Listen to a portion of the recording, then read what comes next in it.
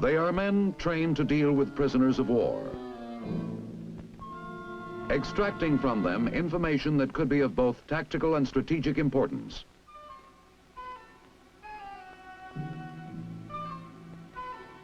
They are specially trained men who handle civilians, refugees, line crossers. They conduct interviews that can result in valuable leads. They are interpreters of foreign languages, dialects. They are translators. They are interpreters of aerial photography. Still another specialist is the one who keeps check on the identification, disposition, strength, organization, tactics, personalities, and unit histories of enemy forces.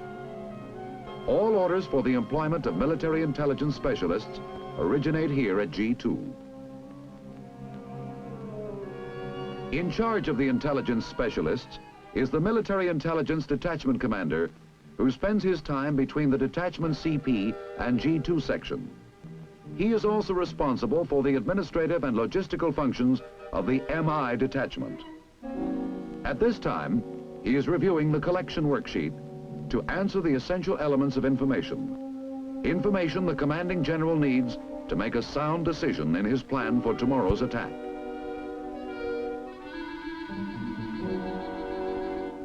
The detachment commander frequently works as assistant to G2, although he is not a permanent member of the G2 section. As soon as possible, G2 must have an estimate for the commanding general. An estimate based on the collection of information from all agencies, including the specialists. The time has come for individual instructions to the specialists. From areas outside the G2 section have come G2 Air,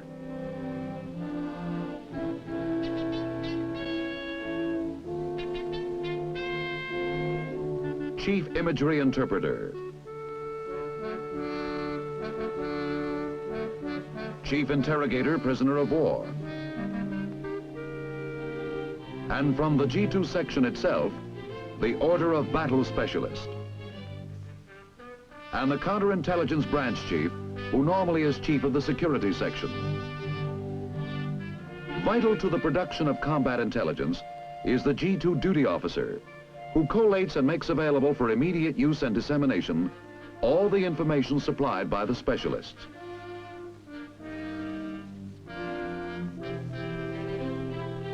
Missing among the specialists are the interpreter-translator personnel.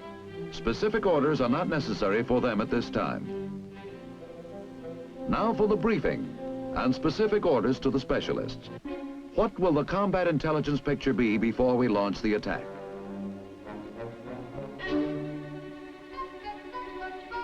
A week ago, during the normal course of the production of combat intelligence, a number of photographic missions were flown, covering the enemy's position beyond the river.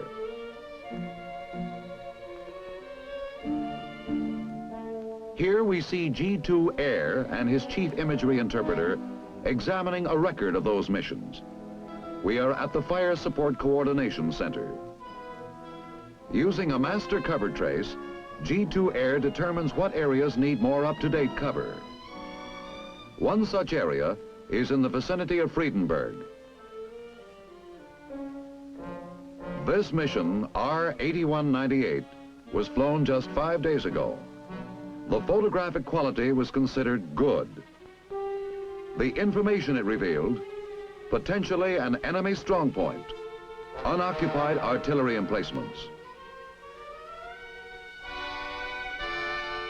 Today, only hours away from the attack, the photographs take on added significance. Are those artillery emplacements still unoccupied?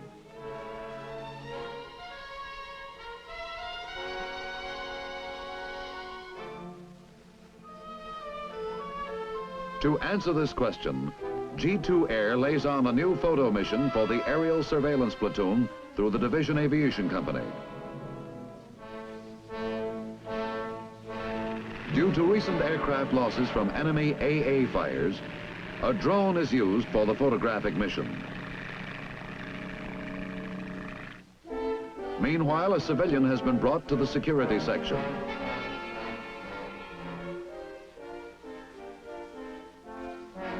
This section is deliberately located away from the sensitive area of the Division CP, yet easily accessible to civilians who may have valuable information. Although the counterintelligence agent speaks the native tongue, the civilian's dialect is not clearly understood. An interpreter familiar with his dialect is needed. To secure one, the counterintelligence agent contacts the operations officer of the security section.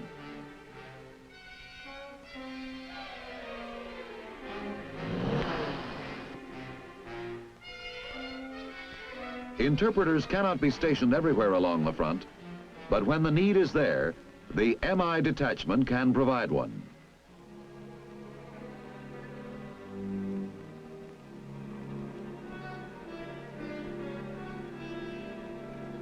The interview begins. Following is the civilian's story as told to the counterintelligence agent through the interpreter specialist. I am a farmer. Here is my farm, 15 kilometers from Friedenberg. 2 weeks ago, my family was forced to move away. Only I remained. I did not know at the time why they made me stay or made my family go away. Soon I saw that my family was not the only one. It looked like all of Friedenberg was leaving.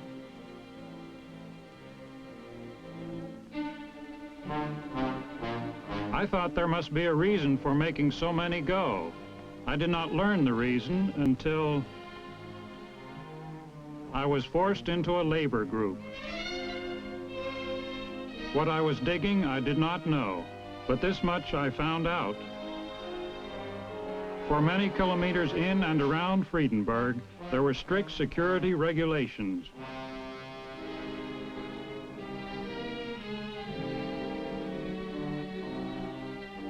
They were getting ready for something.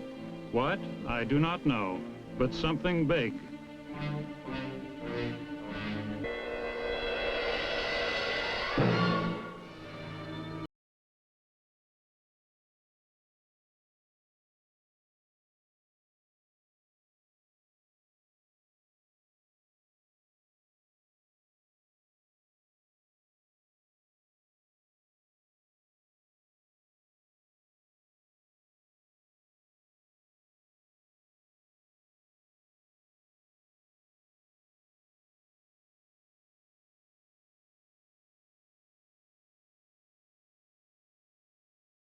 Noticed a number on the bumper of the soldier's truck, the number A1-1326.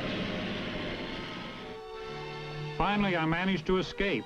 I crossed the river to the side of the Americans.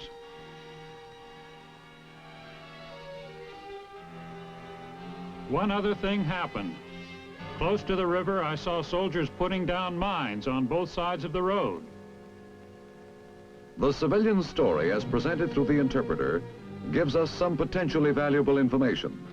And since much of this information is of tactical significance, the farmer is sent immediately to the interrogator prisoner of war specialist at Division for a further interview.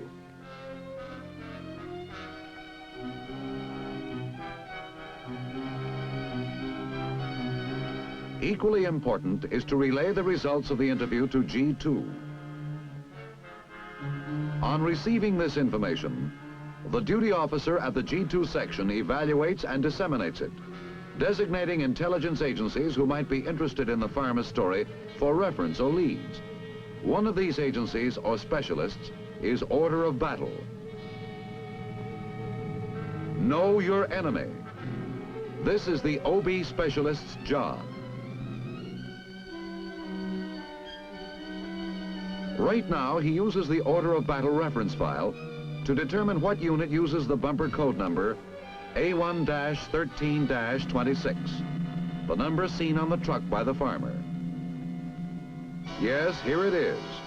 A1-13-26 falls within the 0 to 50 series, indicating the 10th Artillery Battalion, a self-propelled 300mm gun battalion with a nuclear delivery capability. A supporting artillery unit from higher headquarters. An extremely vital piece of information. No time is lost to give this immediately to the duty officer with whom he is always in close contact.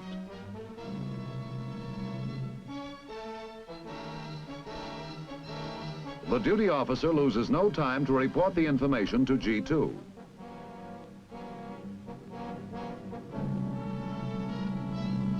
Meanwhile, OB specialist records the intelligence in his worksheet.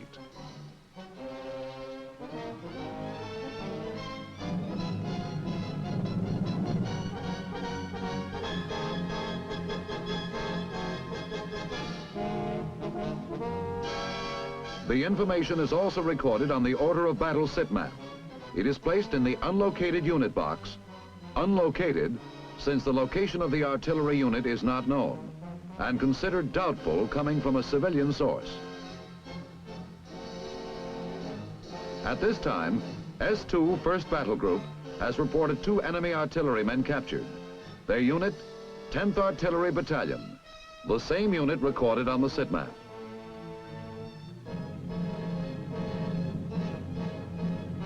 Doubt no longer exists, but the information itself must remain in the unlocated unit box.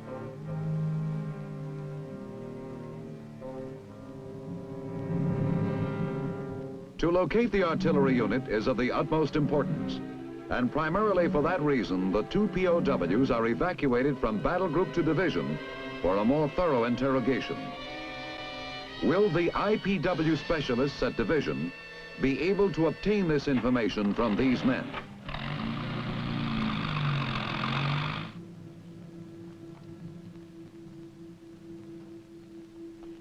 I've only to give you name, rank, serial number, and date of birth.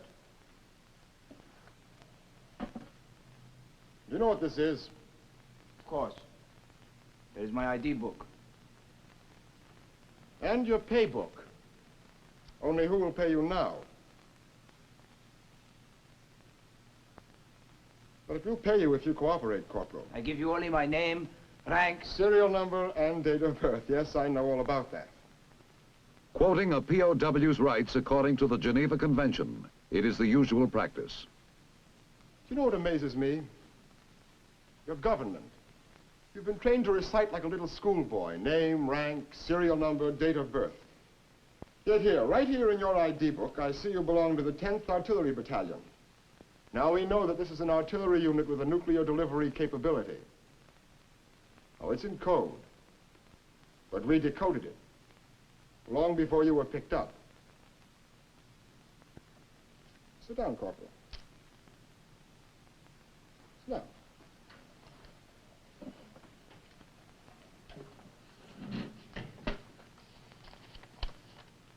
Here's some more. Assigned to the artillery school at Lindheim a year ago last November. Then a missile unit, 5th Artillery. It's all here in your ID book in black and white.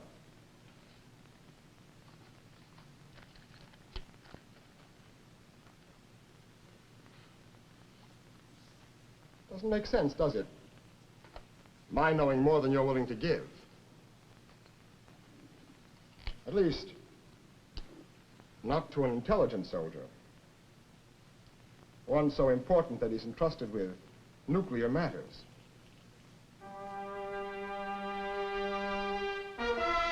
By probing, unmasking personal weaknesses, playing upon ego, the IPW specialist this time succeeds in breaking down the POW's resistance to interrogation.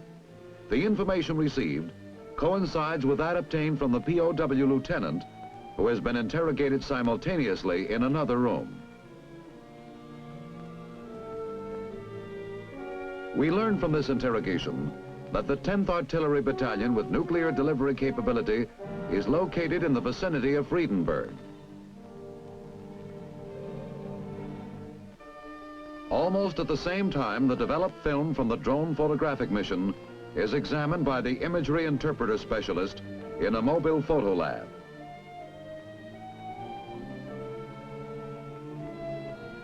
This lab is located in the vicinity of the drone recovery area to expedite the work of the specialist in making the interpretation available as quickly as possible to G2.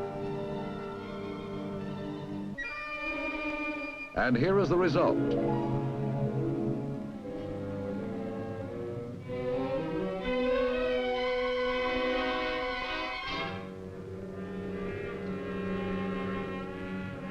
What were unoccupied gun emplacements a week ago are now pinpointed as well dug-in occupied gun emplacements.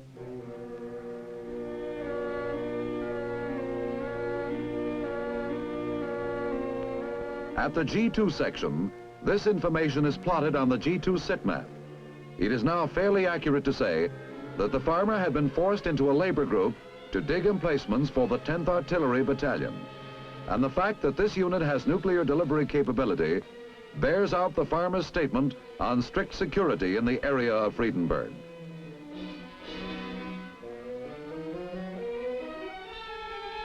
As time presses onward, the work of the intelligence specialists continues, this time at a checkpoint close to the river.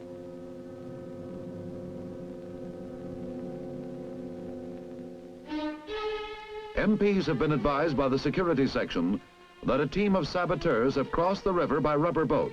A specially constructed pencil carries their identification.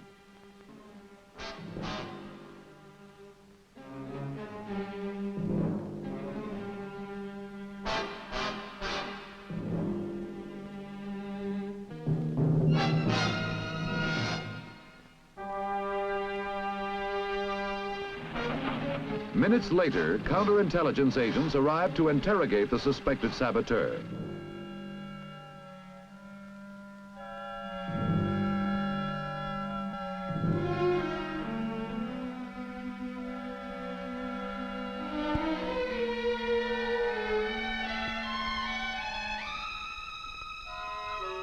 Separated from the rest of his team, this man claims that he is a demolition expert, but that he has no knowledge of the target to be sabotaged.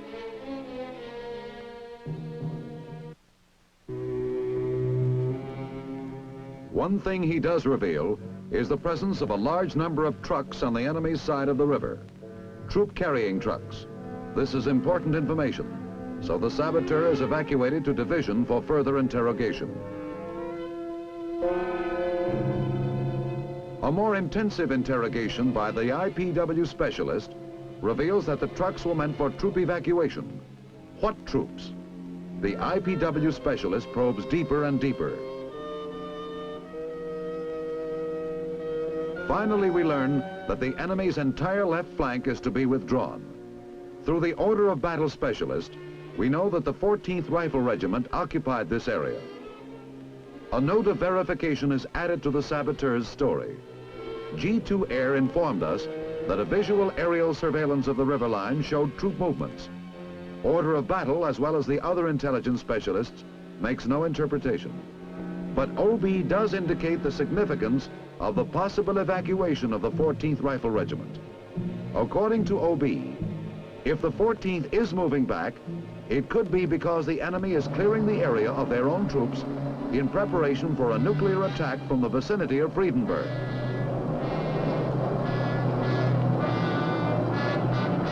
It is midnight. In the past 19 hours, every intelligence specialist has contributed information to the intelligence picture. Everyone except the translator. At this moment, he is at the counterintelligence branch of the G2 section, translating a document brought to the attention of G5, Civil Affairs. This document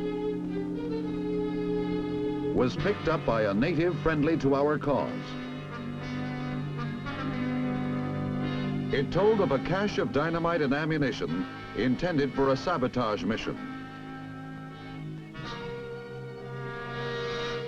Target of this mission, our Division Communications Center.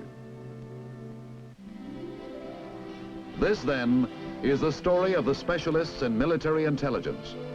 Not the whole story, for the whole story is never finished.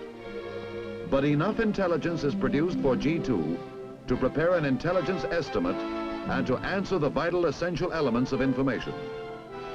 Yes, The intelligence estimate is ready for the commanding general, and the intelligence specialists have made a valuable contribution to this estimate.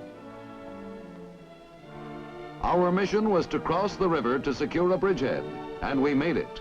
We made it through the combined efforts of fighting men armed not only with weapons, but with timely information about the enemy.